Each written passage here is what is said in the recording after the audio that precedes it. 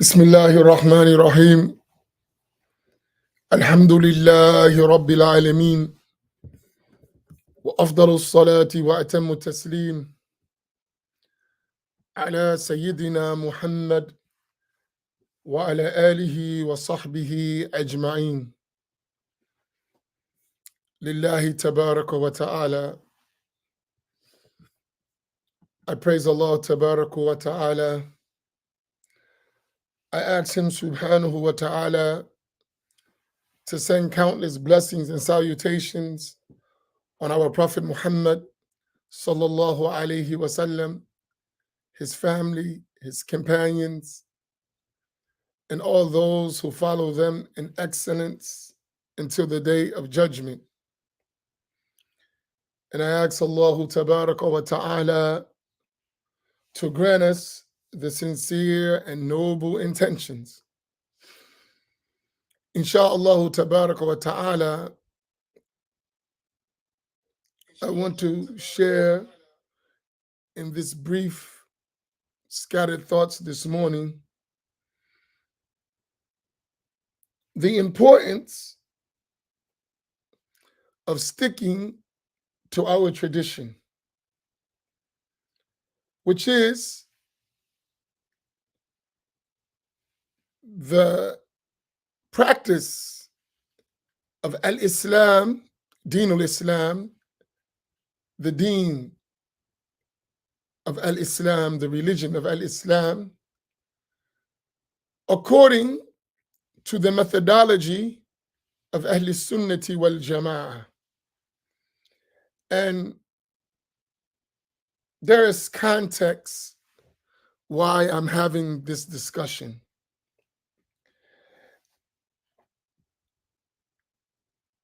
Yesterday, I was asked a question by one of our elders. It was a serious question, and I thought about it. He said to me, Hafidhahullah, may Allah protect him. He said, Imam, what is your concern and focus now? Good question.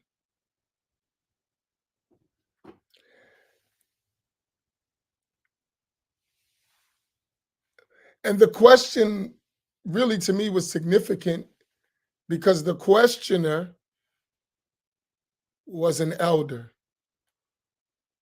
who had been in my position for almost 50 years.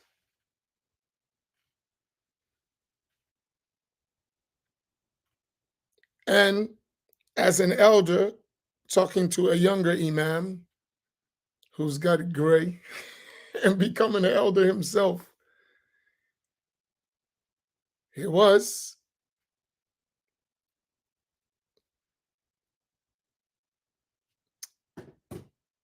advising me and helping me chart out a course.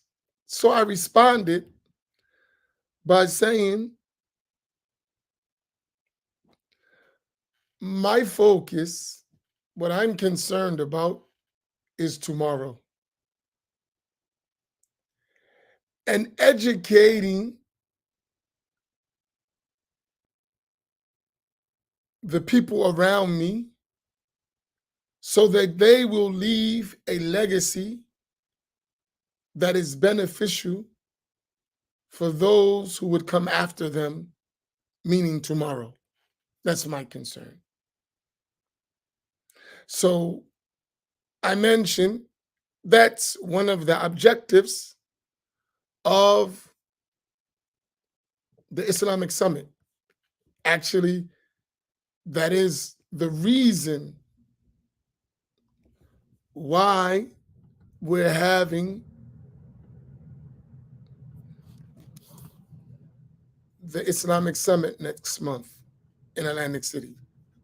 It's the reason that we learn now what we need to do to be well prepared and plant seeds for tomorrow.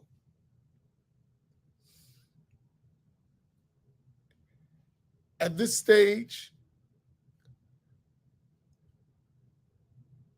we've witnessed the results and the consequences in our communities of a failure to do this type of preparation in an excellent manner.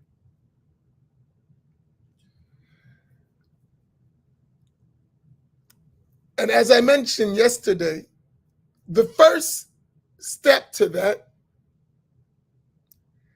is actually learning the methodology of Ahl Sunnati wal Jama'ah.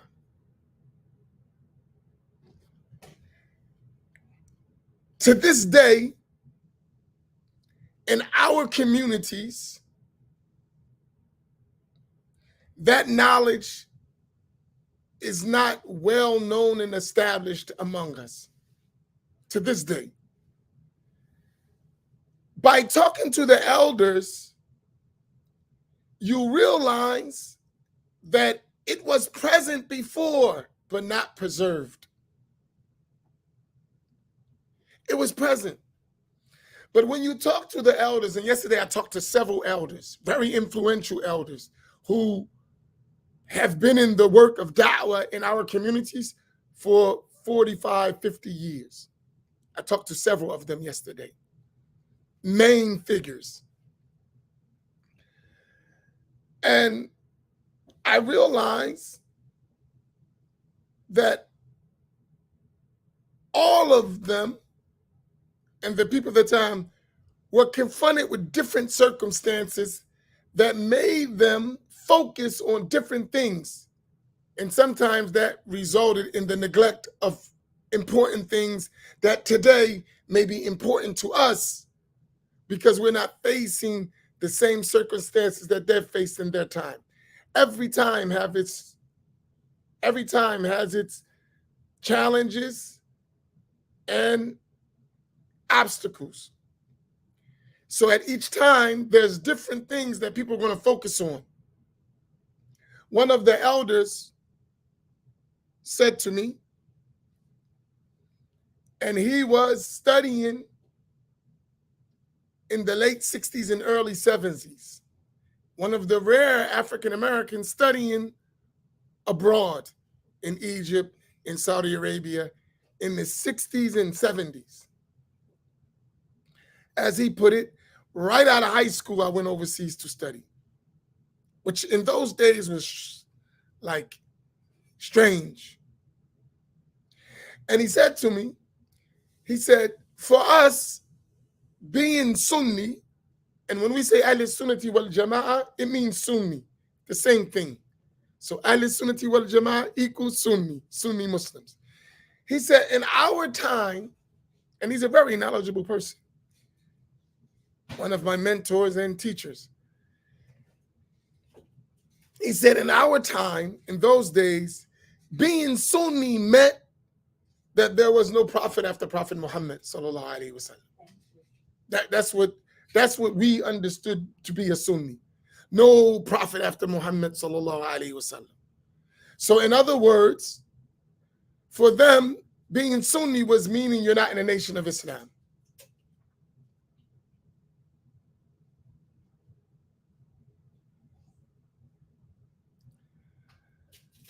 So whatever was opposite of the nation was that what they thought was Sunni Islam.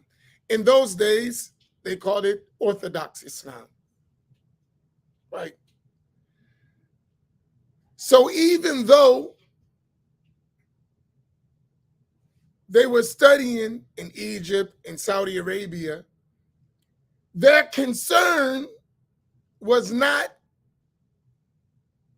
the knowledge that was available, that was in front of them, because they was just trying to get away from the nation. They weren't concentrating on the things we talk about today. And because they weren't concentrating on it, even though it was available, they didn't know it. It was there. It was right in front of them, but that wasn't their concern. So when the elder asked me what was my concern, I put it in the context, right?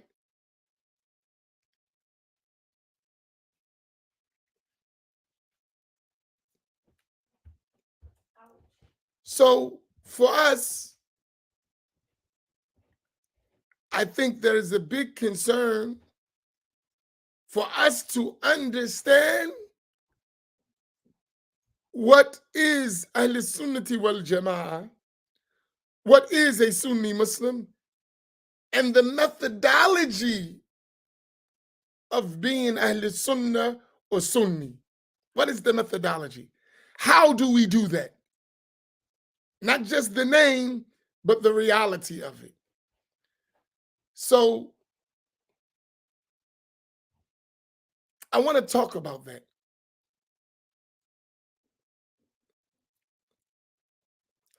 And I want to keep in mind, these are scattered thoughts. So that doesn't mean I'm not prepared. I have ideas and I'm just talking about them, right? They're not, I didn't sit down and write it all out and, edit it. I didn't do all that. It's just, boom, me talking to you. So it may not all flow in a sequence. So you have to really listen.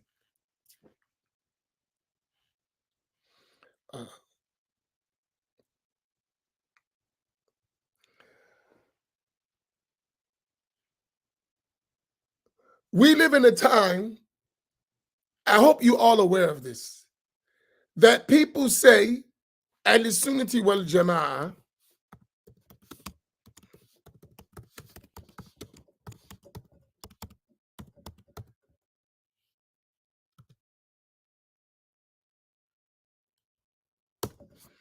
that term Ahl Sunnati wal Jama'ah,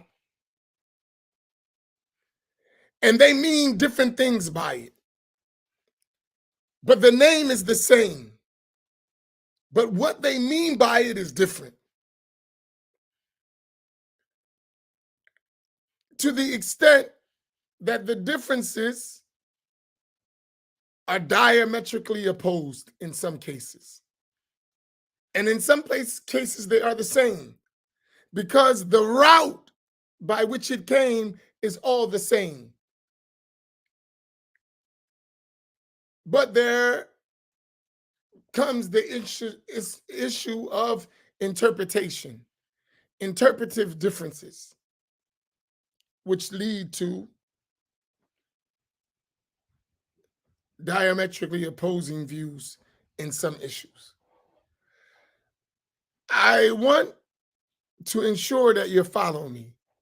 Are you aware that the term Ahl Sunnati wal Jama'ah is used by different people with diametrically opposed views? Are you aware of that? So when you hear the term Ahl Sunnati wal Jama'ah, you got to know who you're talking to. Are y'all all aware of that? Answer me. I want to make sure you're with me. It's also a conversation here.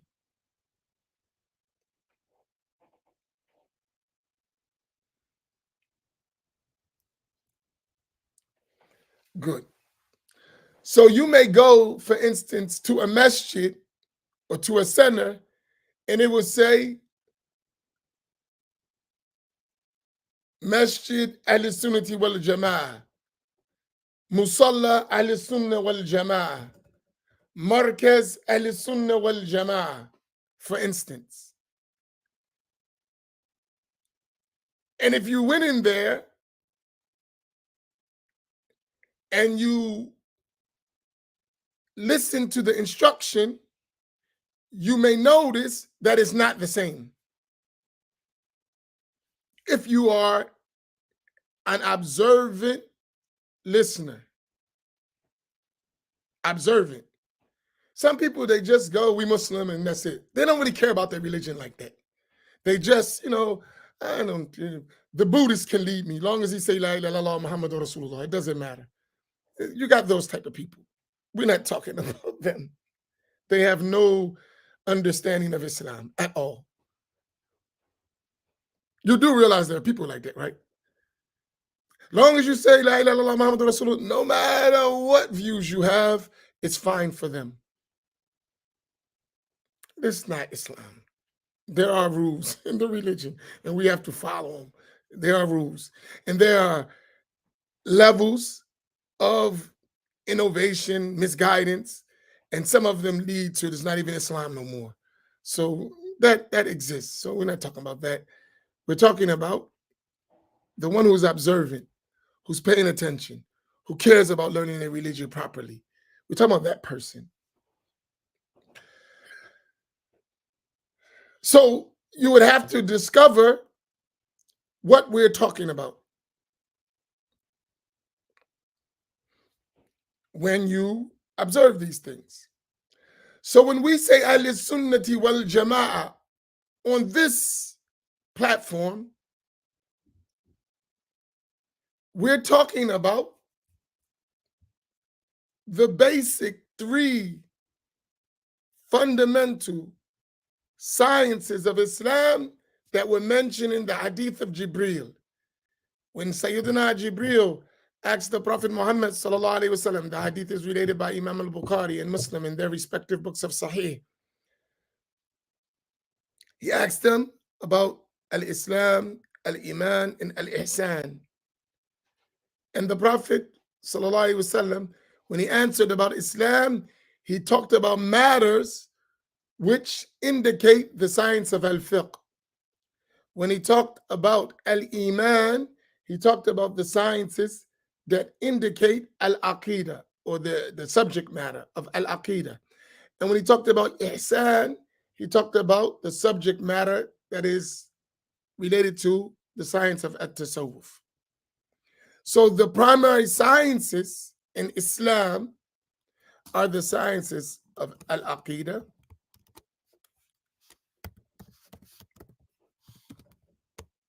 al-Fiqh,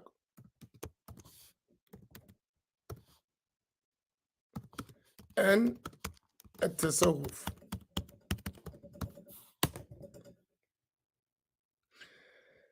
These sciences, fields of study, are the primary sciences in Islam. And we have to learn them as a personal obligation. So learning the essential knowledge related to these sciences is a personal obligation. Fardu ayn ala kulli mukallaf.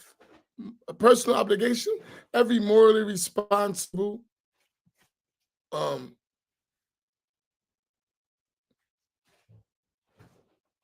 right? Morally responsible individual.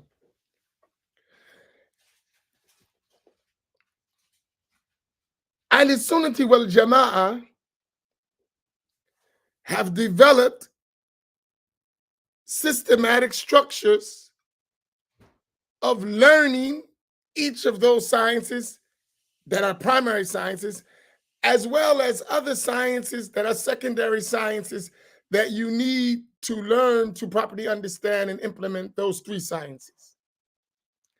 That methodology, that way of doing it, is the way of Ahl Sunnati wal Jama'ah. And what we're talking about, for the purposes of understanding, and I like to be clear. I'm gonna pause here. I like to be clear and stop right there for a minute. I want to add something. One of the elders was talking to me about another elder, and he said, I don't think y'all two gonna be able to work it out unless y'all explicitly clear where y'all differ. I said, that's fine. I agree with that. I don't believe we should Rodney King it. I don't believe that at all. We will never achieve unity like that, to Rodney King it. Meaning, can't we all just get along? We need to intelligently discuss and dialogue on our differences. We're not animals. We're human beings. We have intellects. We can disagree, have different views, and still work together in a humane, cohesive manner. We have the ability to do that. We do it every day in our society. If we didn't learn to engage and cooperate with people of different views, the world we live in would be far worse. But we do. We go to work with people, we got different views. We buy and sell with people, we got different views. We do everything in the society with people who have different views than us. We have neighbors. Your next door neighbor don't think like you, don't believe like you sometimes, don't act like you, don't nothing. But you still live next to that neighbor, and you still don't destroy each other's homes in the process. And sometimes you protect your neighborhood together, even though you have extreme different views, beliefs, morality, all of it different. But you learn to work together, right? So when I'm being clear, it's not an attack against someone else. It's just clarifying the position that we take. So when we say Ahl Sunnati wal Jama'ah,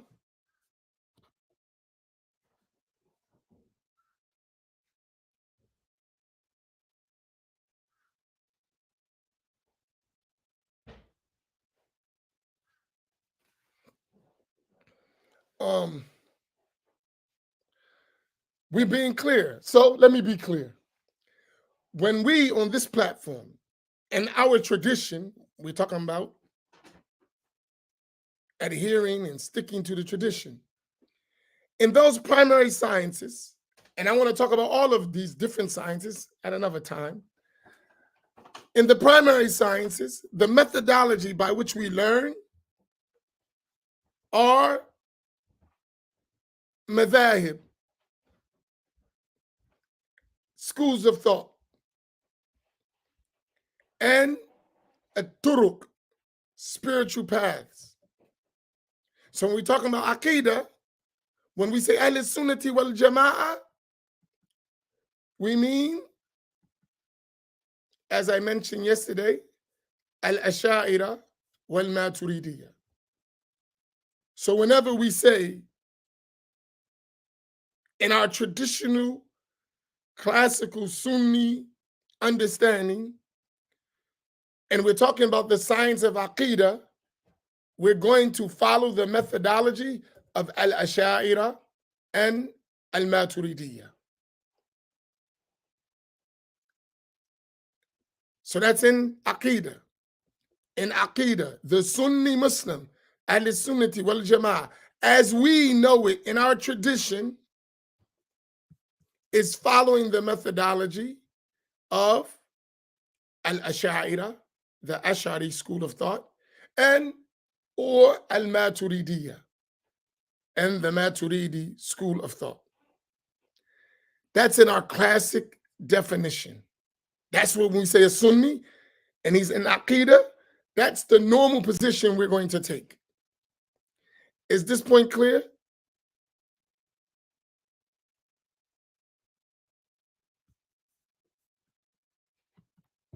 Is this point clear with everyone?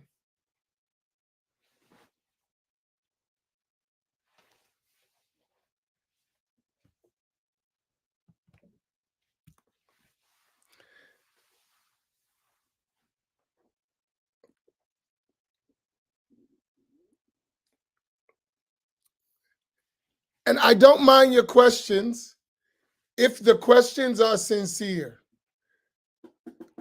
So if I ignore your question, there's two things happening. Either I'm going to answer it later, or I think it is not sincere question and I'm wasting my time with it because I'm actually trying to help us. But if it's a sincere question, I'm going to get to it later. But I'm watching your comments, so don't make stupid comments that mess up your question. No, I'm being honest, because a lot of times people just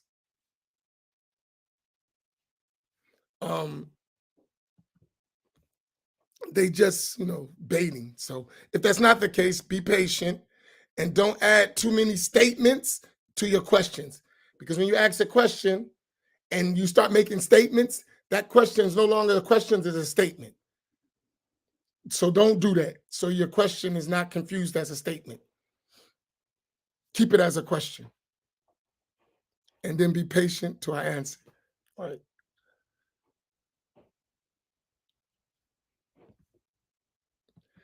Tell you. So that's in creed. In the traditional Sunni creed, when we say in the science, ilm al-aqidah, what is the methodology of Ahl Sunnati wal Jama'ah? We are al-Asha'ira wal Maturidiyya. All right. In al-Fiqh, in the science of Fiqh, when we say Ahl Sunnati wal Jama'ah, what is intended in terms of al-Madhahib? The Hanafi school, the Maliki school, the Shafi'i school, and the Hanbali school. So in Fiqh, they are Hanafis, Malikis, Shafi'is, Hanbalis.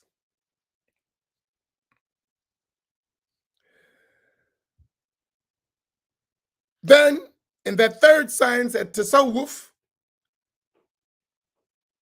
the Sunni Muslims have various spiritual paths which follow the way of the Salaf in spiritual practice and inward states, right? So they have different paths of that, and they are multiple, right? So those spiritual paths, they are valid. And I didn't name a bunch of them because there are so many of them. That methodology is Ahl Sunnati wal Jama'ah for over 1,000 years. Over 1,000 years, the majority of the Muslim nation have followed that. Over 1,000 years. Since those methodologies were formulated and established and codified, that's been the way of Sunni Muslims, globally and historically. That's what we're talking about when we say Ahl Sunnati wal Jama'ah. So whenever you hear the words come out of our mouths, whenever I say it, that's what I'm referring to. Now, so if I go in a place or I listen to a person, he says, Ahl Sunnati wal Jama'ah, I'm looking for that methodology. And I'm going to weigh that person or that place according to that methodology, because that person or that place didn't make it up. They actually inherited that knowledge and that methodology from previous generations through chains of narration, through series of scholars and books that has reached us. And it's a standard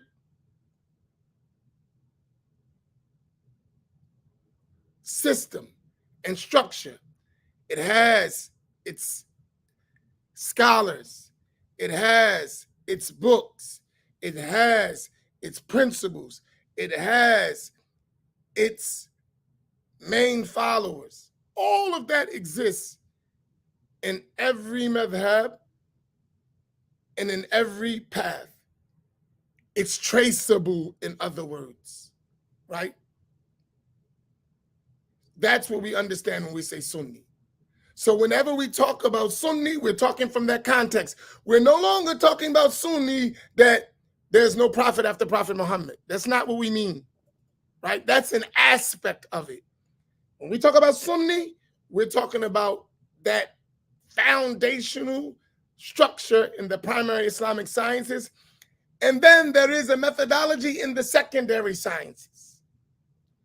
In other words, it's how we receive the knowledge of the religion. That's what we're talking about. And that way of receiving the knowledge of the religion is by learning through living teachers and relied upon books. We don't leave either one off. Both are necessary. Living teachers and relied upon texts or books. So it's not only who you studying from, it's also what you study.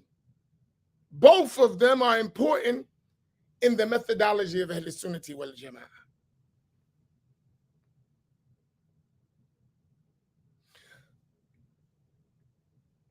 Be careful that people make their own religion because you didn't learn your religion.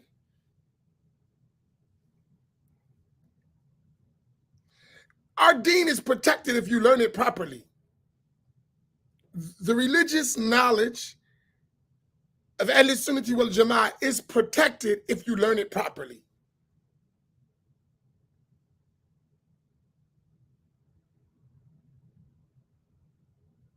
Right? In other words, when someone wants to teach me the religion, I'm going to automatically know if they're Sunni or not, just by their methodology. And I will discover where they're innovating and where they're making their own stuff. It will be identifiable if you learn the methodology properly first, right? I was talking to someone and we were talking about an issue in a school of thought. And I said to him, that's not the school of thought.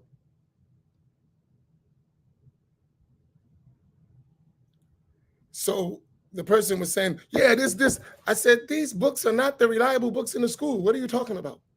They're not where you get the reliable opinion of the school. Those books were written by some people. They have some issues, but that in the school, that book is not the reference. Nor are your teachers the reference in the school itself. They have to go to the references, and these are the references, and that's not what you're talking about. After a little bit, that person had to surrender. I said, because you can't change the school. Even if you do that unknowingly, you can't change the school. And whoever you're talking about are not at the level of the scholars of the school. Even if it's a big sheikh and he know more than me and you put together.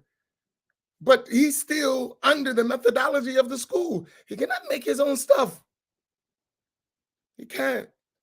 He has to follow the methodology. That's what makes Ahl Sunnati wal Jama'ah.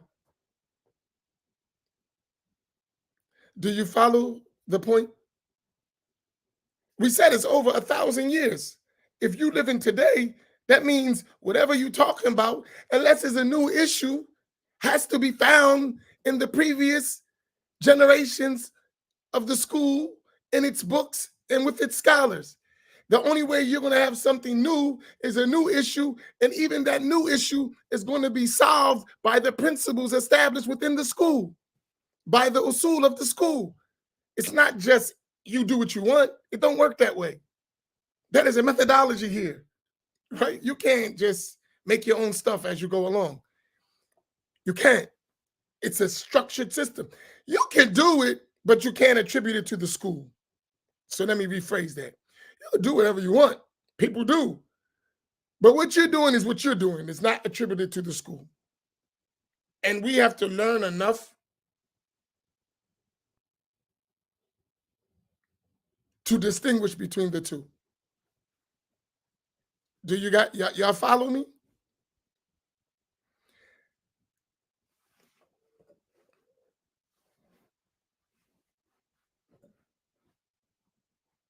Is this points clear or no? I want you to make sure you understand. So when y'all know when I ask is clear, I'm looking in your faces. If we were like present live, then I can see, okay, and I would ask, but I can't do that from here. So I ask, and you tell me, I didn't understand. Some things was, it's open. Because I'm hoping that we get this stuff so we can actually establish the system among ourselves in our community, because that's the ultimate result. I don't want to be 50 years later, we're old men. May Allah make us, give us 50 more years to do the work.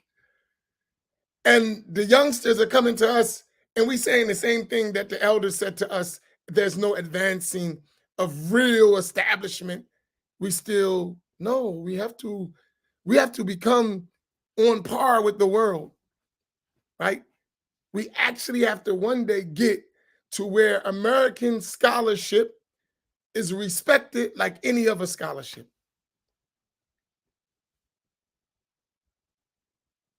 We have to get there. I doubt it's going to happen in our time, but we start the process. I'm highly sure it ain't going to happen in our time, because you know why? We're not even studying the tradition because of false ideas that are different from the nation, but they're the same effect in keeping us away from the tradition. So we're not even at the tradition stage yet. So there's no way you're going to produce scholars without the tradition. So we have to educate ourselves so that we would accept to learn the tradition. That's a job in and of itself. To get the people to realize you must learn. That's a job that might take the rest of our life. Getting us to understand that, number one, you must learn. Number two, what you must learn. Number three, how you must learn it. And then actually doing it. You're talking about levels. And all of that is our struggle and obstacle in our time.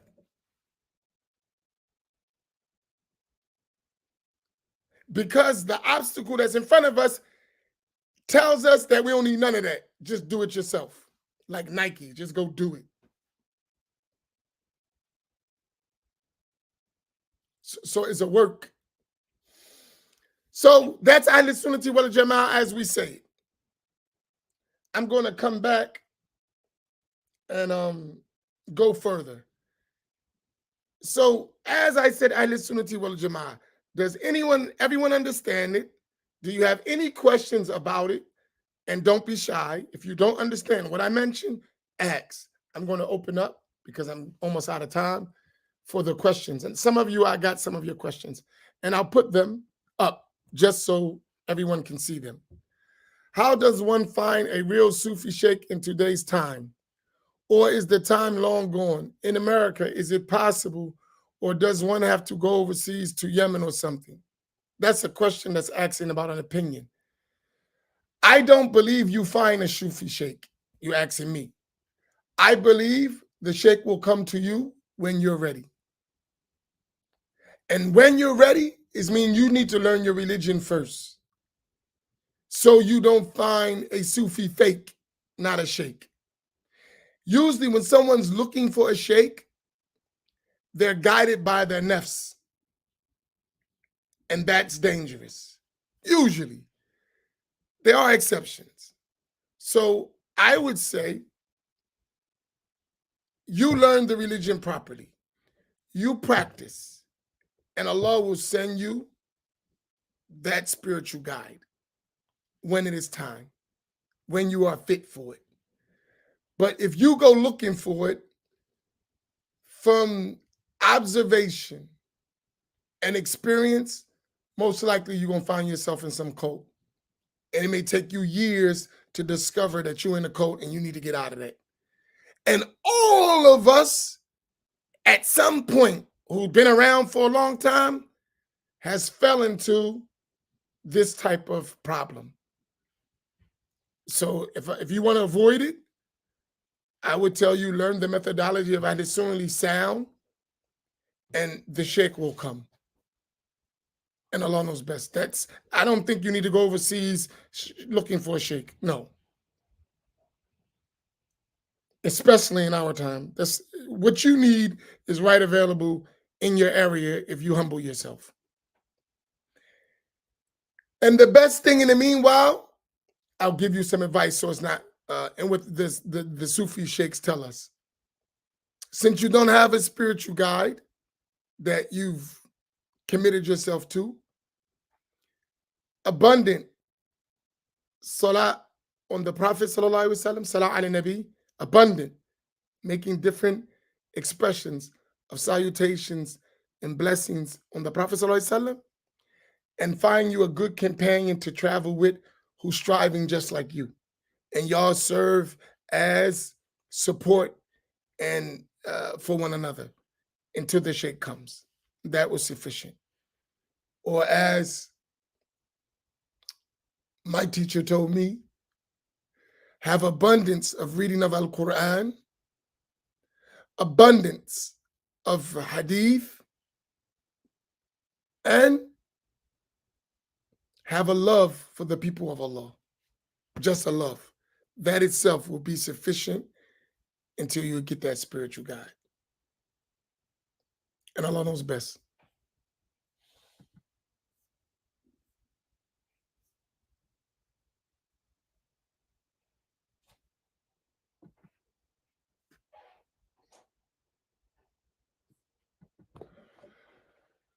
Assalamu alaikum, 3453 family. Good morning, family.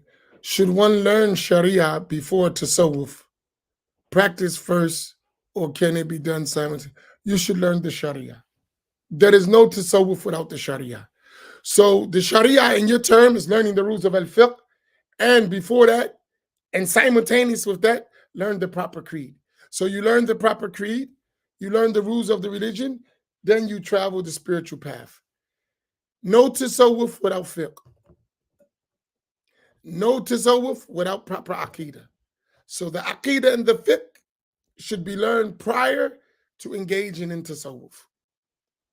The one who learns tasawwuf without fiqh is going to corrupt their deen. The fiqh rules first, so you know the lawful and the unlawful. And the creed is important, so you know what to believe, because some people in the name of tasawwuf have ideas that are un-Islamic, but they call it Sufism. So absolutely the sacred law before traveling the spiritual path.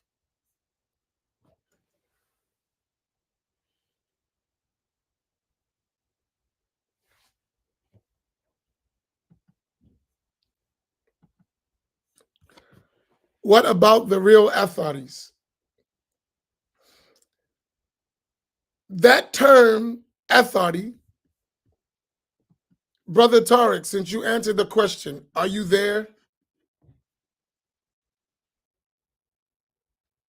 Are you there?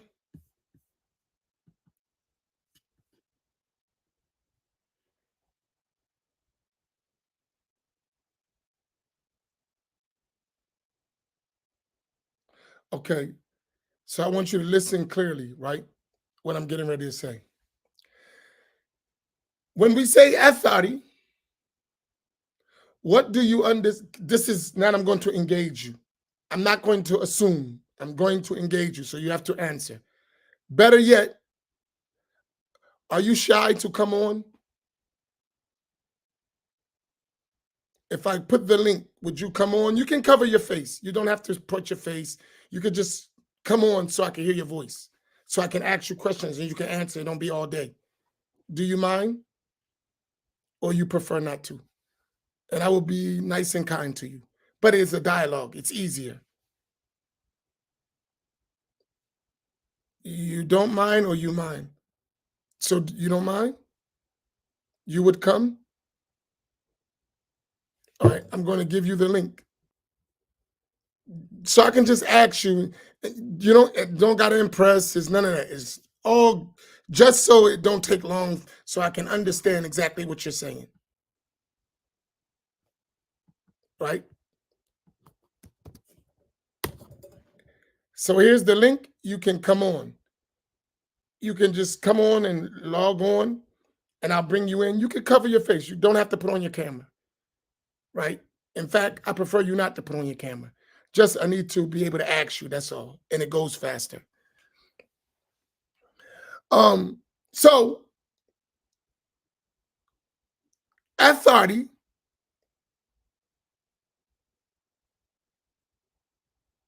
So I'll take that and I'll come back if you come on and I'll answer the question. Let me go to someone else and I'll come back to you. Studying Sharia and Fikh or Madhahib first or Tasawwuf? Yeah, I answered that. Okay. All right, Brother Tariq, are you there? Assalamu alaikum wa rahmatullah. Can you hear me? Yeah, okay. Hold on one second. Alhamdulillah. All right. So let me put your question. What do you understand when you say real authorities? So What my do you under- understand? yeah, so my understanding was that well, I asked that question because you said Ahlul Sunnah wal Jama'ah is just the Asharis and the Maturidis. Mhm. And prior to you saying that, I understood that there was also before that there was the Atharis who who believed in the attributes of Allah subhanahu wa ta'ala and didn't ask how it was and did not try to put a meaning on it. And I understood that it was the creed of Hanbali. And that's all I understood of it. Well, I'm Jahil. That's why I was asking the questions, and I'm sincere. I'm not asking questions to. I'm not I'm asking Jahil questions to too, so debate you. join the club. We're the club of the unlearned people trying to Yeah. do the best we can. So that's good. See how that humbleness helps us both, right? So what you're saying, what you just described Yes. as authority, that is valid. That is Ahlul Sunnati wal Jama'ah. Okay. What you described. However, that term is also used, as we said, and something else is mentioned. What you described is Ahlul Sunnati wal Jama'ah before the spread of vile innovations. So the Ash'aris and the Maturidis' primary position is that. The other things come when it's faced with innovation, which the early Hanabila didn't do. In general, not specific. Because if you study the early Hanbali school in Aqidah, you will see that they engaged in aspects because of innovation as well. That wasn't the only stance of the Hanabila. That was the primary stance of the Hanabila. Likewise, it was the primary and first stance of the Ash'aris and Maturidis. That same thing the Ash'aris call a tafweed. It's the same thing. And that is valid. That is Ahlul Sunnati wal Jama'ah. So that same concept is within Ash'ari and Maturidi, Madhahib. So that's why our scholars would say Ahlul Sunnati wal Jama'ah are Ash'ari and Maturidi, and what they intend by that, and whoever has a similar methodology. And by that, the Hanabila would count those Hanbalis. Tajuddin as-Subki was a great scholar who lived in the 8th century. He said, he called them Fudala'u min al-Hanabila, right? These are al-Fudala'u min al-Hanabila. They are the noble Hanbalis, to distinguishing them from Hanbalis who didn't, they were Hanbalis in Fikh, but they didn't have that kind of Aqidah. They had a different type of Aqidah, which was contradicting to that. So that's why we don't say necessarily authorities, because of leaving the door open for people who differ from what you're talking about, and they have different ideas. Do you follow? Yes. So is it clear? So we're not excluding them, but when they're mentioned because of the name being Because of what perverted, it has come with. it's not safe, because a person would end up hearing authority, and if they don't learn, they will fall into what the Salafi. real authorities don't accept. Mhm. And now here's the point, as I say to my Hanbali friends, and I have some that are very close to me, beloved Sunni, who actually students of mine. I tell them, listen, Habibi, y'all have to start teaching. If y'all don't teach, the problem going to still exist. Y'all have to teach. Y'all have to explain. Y'all have to put your books out. Y'all have to put scholars out. And for that reason, what I do privately, studies privately, I spend a lot of time studying Hanbali methodology. Most of my time today is spent studying the Hanbali methodology in Aqidah, in Fiqh, in Usul al-Fiqh, like trying to master it because of the time we live in. That's a personal thing that I do. I study it at least, to give you an example of how much, at least 4 to 5 hours a day, I'm studying Hanbali methodology myself, personally. For this reason, I'm Shafi'i, I'm Ash'ari. But because of what we deal with and this onslaught in our communities, you have to be knowledgeable about it. No. You follow? So I'm just saying that's a personal thing I do. I don't teach it, but when we're talking about it, I can have a real talk.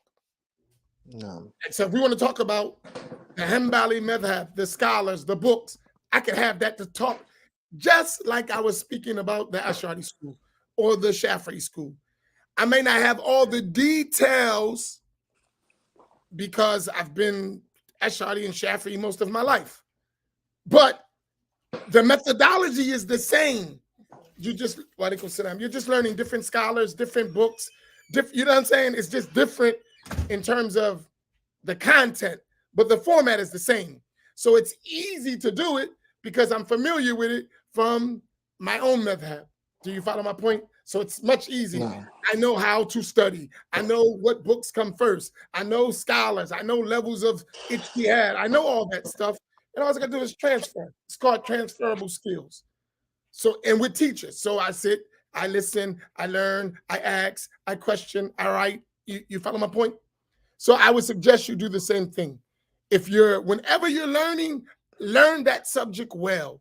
Learn its scholars, learn its books, learn all of those things, and inshallah, it will be easy for you. And Allah knows best. I thank you for having the sincerity to come on and talk with me. It makes how fast that went. It was much easier, right? Thank you. Instead of me typing, you typing. And it also showed people that I'm not going to attack you. We're just talking. We brothers.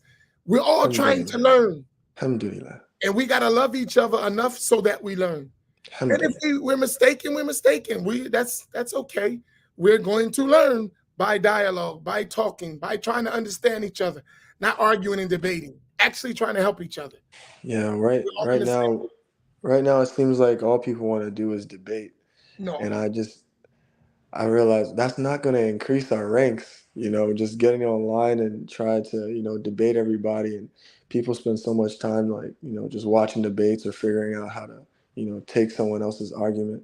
I just want to learn the haqq. That's it. I just want to learn the haqq. So stick with us, inshallah. We are the same as you. We just want to learn the haqq. Sometimes we got to deal with issues, but we're only dealing with those issues to clarify things, not to put people down, even if it sounds like that, sometimes that's not what it's about. But, it is a part of the religion. Sometimes you have to clarify things, and they may come out other ways. May Allah make it easy. All right, Brother Tariq. May Allah Yes. All right, keep it easy. We'll stay in touch. I know who you are now. Yes, okay. Inshallah. Thank you, brother. Tariq.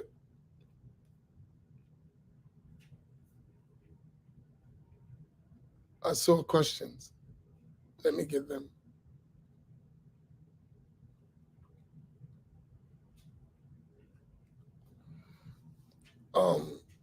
Okay. I got you. Question. Next question. Through the chains of narration, take for example the Ba'alawi. Is there any doubt?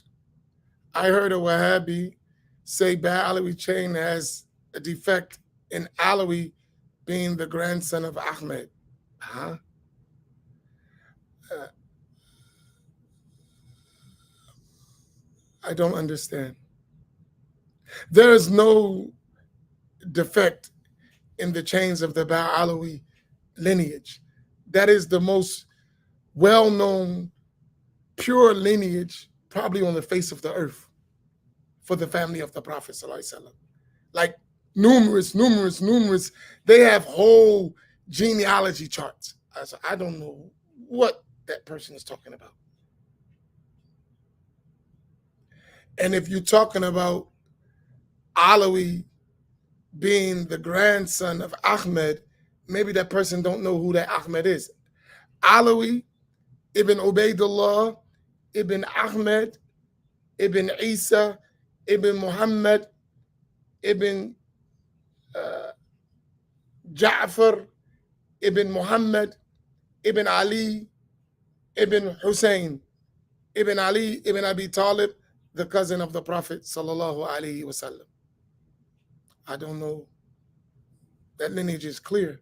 So the Ahmed there is Ahmed bin Isa al-Muhajir, whose son was Ubaidullah ibn Ahmed bin Isa, whose son was Alawi ibn Ubaidullah. That's well known. Where's the children? So where's the problem? I don't understand.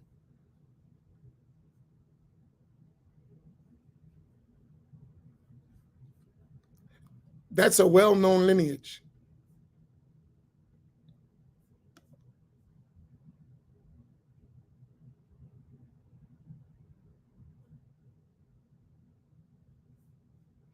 They exist. There are real Atharis who, like our brother Tariq explained, they exist. Some of them are my friends. But it's a madhab that's trying to be revived, and it's been mixed because of certain things, so it has to come out. But it is a real madhab. It has its books, it has its scholars, but because of all the confusion, you may not have easy access to it.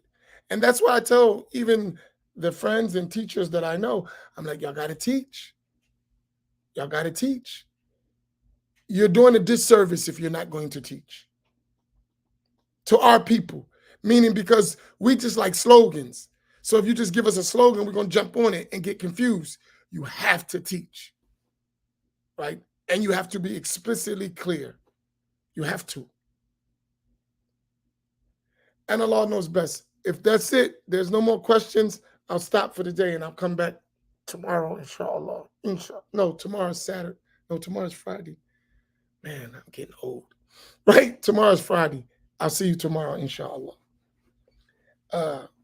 Any other questions quickly before I go?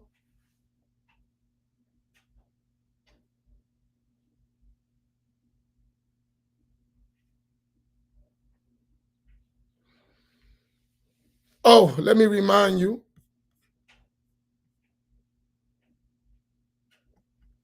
Roughly around the same time after Fajr.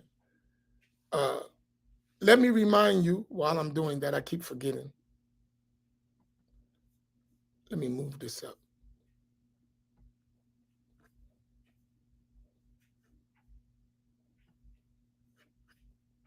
One second. Let me remind you of the upcoming Islamic Unity Conference in Atlantic City.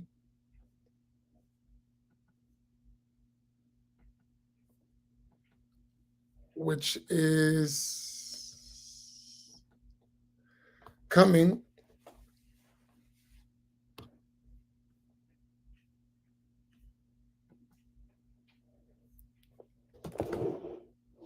on July 11th to the 14th here in Atlantic City. So please, inshallah, those who haven't registered.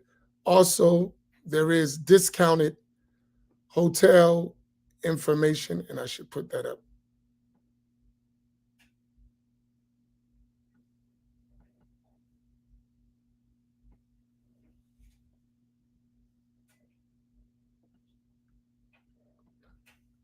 I put it in the box. The hotel information with the code. Allahu Akbar.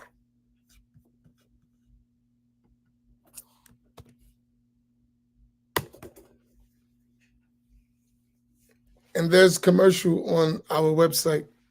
I don't have commercials. You have to. They're on Facebook pages, on our Facebook page, and I think there's on the YouTube channel too. You have the advertising commercials. So please, inshallah, spread it. We are getting close where you can register for the convention, inshallah, or the conference. Is it true that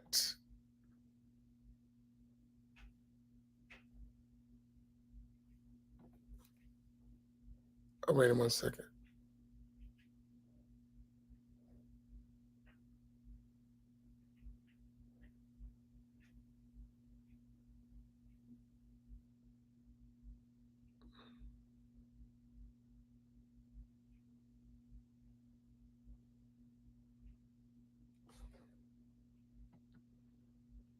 Oh, that's a good question, Farouk. You finally asked a good question.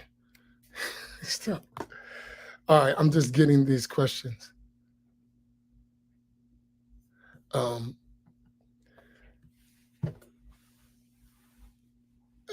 Is it true that authority can only use the Quran to argue?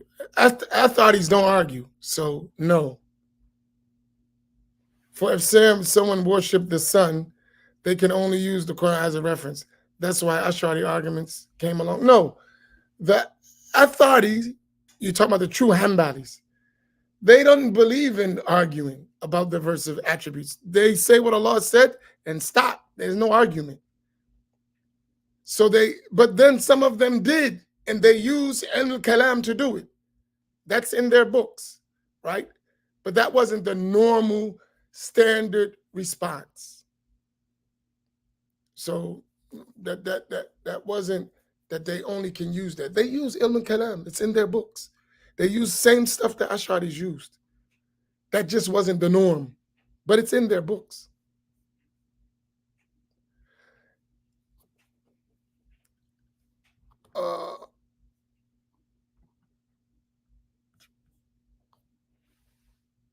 Oh, we answered that already.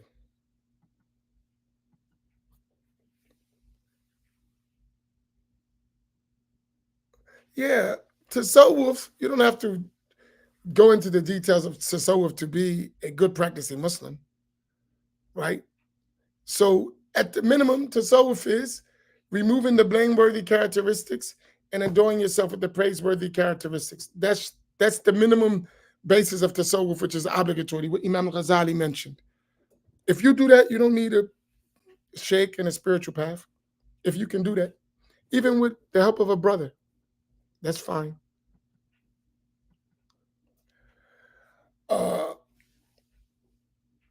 The authority, is it a viable method given the deviant kalam that exists?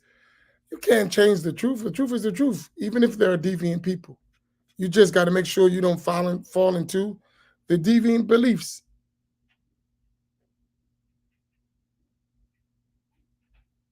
Right?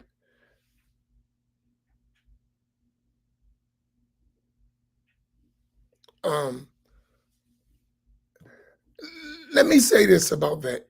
That's a good question, Farouk. I like that question. And you should keep this. Can we put this as a note? The truth is the truth, no matter if there exists deviation. The truth is the truth. Or maybe we should say it like this. The truth is the truth, despite the existence of deviation. Right? The truth is the truth. So your job is to find the truth. Because deviation exists doesn't nullify the truth. The truth is still the truth. So you just got to be able to distinguish between the two. So is the madhab viable? Yes, if you know the madhab, right? Because there's insane people, we don't nullify the fact, we don't negate the fact that they're sane people. They're sane people, even if many of us are crazy.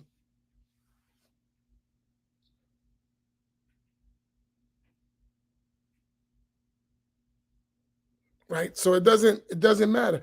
Listen, you got Asharis who got strange ideas. They're Ashari. And people don't like their strange ideas, so they try to like push the other stuff out. No, that's a strange idea. That's true. You got to get that precise. We got to become like doctors. You know, the doctor goes in and he hits the area he needs to hit and takes it out without messing everything else up. We need to be able to do that. There's a cell that's cancerous. He go in, get the cancerous cell without destroying the rest of the tissue. Right? He doesn't say it's a cancerous cell, kill a person. No, he removes the cancer and leaves the rest. Right? You have a cavity. Do they take out all your teeth or they go fix the cavity? They go fix the cavity. They don't say, oh, you got a cavity, your teeth are no good. They don't do that.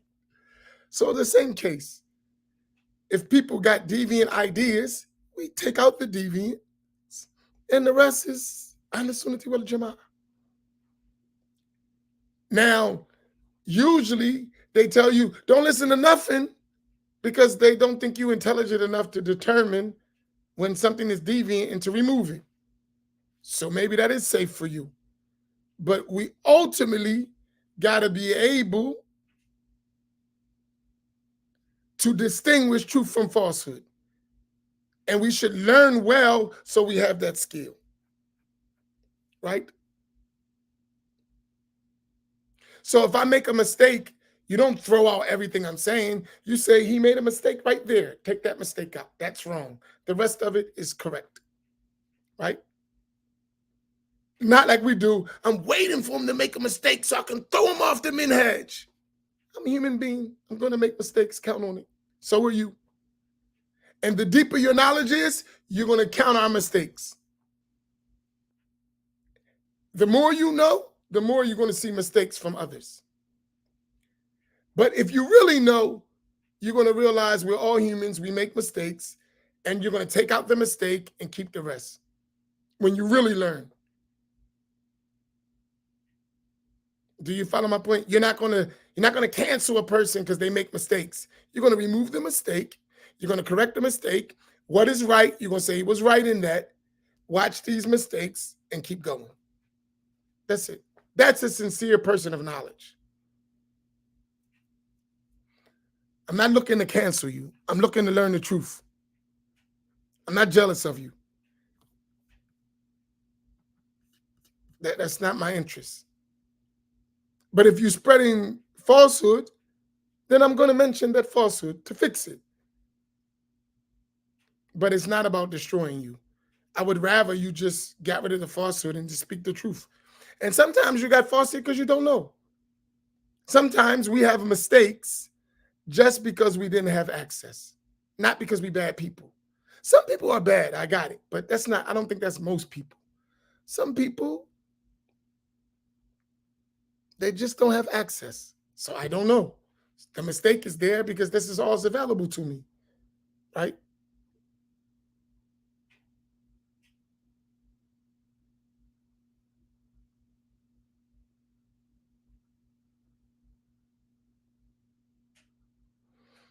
And Allah knows best. May Allah make it easy for us. All right, inshallah, we'll see you tomorrow. May Allah reward you all. Sallallahu ala Sayyidina Muhammad wa ala alihi wa sahbihi ajma'in. Please, please, please help us. Spread the conference.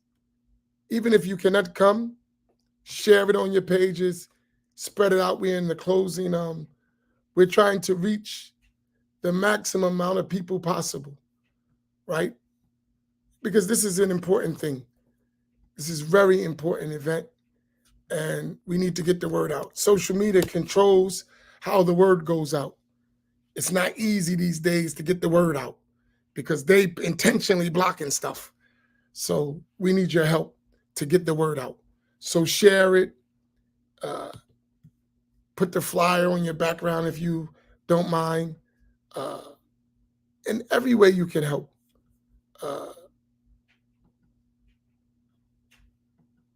Like, so you could go to the thing, download the flyer, put it up, share it, keep it going for a couple days, and inshallah we'll get it out.